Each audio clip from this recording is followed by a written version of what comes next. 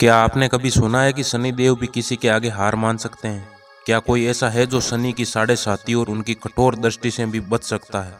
जी हाँ, ये कथा है बजरंगबली हनुमान जी और शनि देव के बीच हुई अद्भुत भेंट की, जो ये साबित करती है कि भक्ति, सेवा और शक्ति से कोई भी ग्रह बाधा टाली जा सकती है। ये कहानी हमें यह भी बताती है कि किस प्रकार अहंकार कितना भी बलवान क्यों ना हो, ईश्वर की भक्ति और धर्म के आगे झुकी जाता है। ये कथा हमें ये सिखाती है कि संकट में फंसे हुए व्यक्ति की सहायता करना ही सच्ची भक्ति का प्रमाण होता है।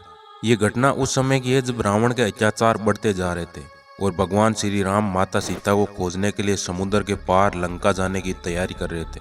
इसी दौरान जब हनुमान जी लंका पहुंचे तो उन्होंने वहां कई रहस्यमय स्थान देखे। रावण ने अपनी शक्ति से एक विशाल और अभेद सोने की नगरी का निर्माण करवाया था। लंका का वैभव बहुत ही अद्भुत था, लेकिन उसमें एक अजीब सी ऊर्जा थी।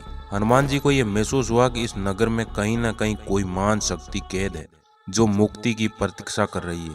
हनुमान जी ने अपने दिव्य दृष्टि से नगर का अवलोकन किया। तभी उनकी दृष्टि एक गहरे और अंधेरे काल कोठरी में पड़ी, जो रावण के महल में एक कोने में स्थित थी।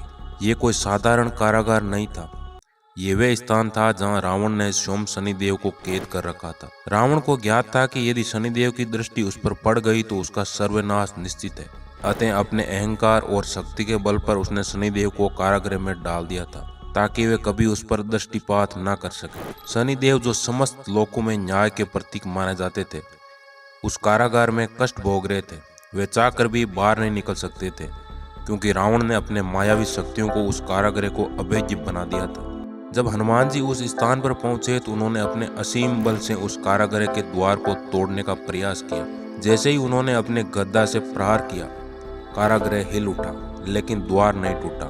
हनुमान जी ने अपनी पूंछ को जलाया और फिर उस द्वार पर प्रहार किया। तभी अचानक द्वार टूट गया और भीतर से एक अत्यंत तेजस्वी देवता बाहर निकले। ये स्वयं शनि देव थे, जो कई वर्षों से इस कारागृह में बंद थे। शनिदेव बाहर आते ही हनुमान जी के सामने नतमस्तक हो गए और बोले, हे पवन पुत्र, आपने मेरी सहायता करके एक महान कार्य किया है। रावण ने अपने अहंकार के कारण मुझे बंदी बना लिया था, लेकिन आपकी कृपा से मैं आज मुक्त हो सका। हनुमान जी ने विनम्रतापूर्वक कहा, हे शनिदेव, मैं केवल अपने स्वामी श्री राम की सेवा कर रहा हूँ। किसी भी दुखी और पीड़ित की सहायता करना मेरा धर्म है। शनिदेव, जो अपनी कठोर दृष्टि और न्यायप्रिय स्वभाव के लिए प्रसिद्ध है, पहली बार किसी के प्रति इतनी विनम्रता से झुके।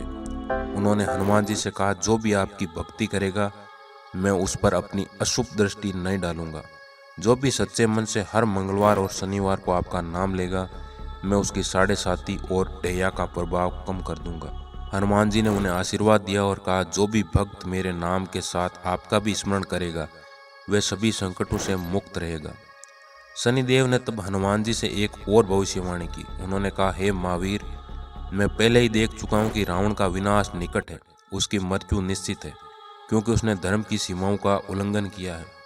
हनुमान जी ने मुस्कुराते हुए कहा, धर्म का पालन करने वालों को कभी भय नहीं होता, लेकिन जो अहंकार में डूब जाते हैं उनका पतन निश्चित होता है। शनिदेव ने हनुमान जी को प्रणाम किया और आकाश मार्ग से प्रस्थान कर दिया। तभी से मान्यता है कि जो भी श्रद्धालु हर मंगलवार और शनिवार को हनुमान जी की पूजा करता है, उनके चरणों में तेल अर्पित करता है, वे शनिदेव के प्रकोप से मुक्त रहता है। इसी कारण आज भी हनुमान मंदिरों में लोग तेल चढ़ाकर और सुंदरकांड पाठ करके शनि की अशुभ दृष्टि से बचने का प्रयास करते हैं। शनिदेव के अनुसार हनुमान जी की भक्ति करने वाला व्यक्ति सदा निर्भय रहता है। उसे किसी भी ग्रह या नकारात्मक ऊर्जा का भय नहीं होता। इस कथा से हमें ये सीख मिलती है कि अगर हम निष्काम सेवा करते हैं तो सबसे कठिन ग्रह बाधाएं भी हमें नुकसान नहीं पहुंचा सकती। भक्ति शक्ति से भी बड़ी होती है और निस्वार्थ सेवा का फल अवश्य मिलता है। हनुमान जी की यह कथा हमें यह भी सिखाती है कि अहंकार चाहे कितना भी बड़ा क्यों ना हो, धर्म और भक्ति के आगे टिक नहीं सकता।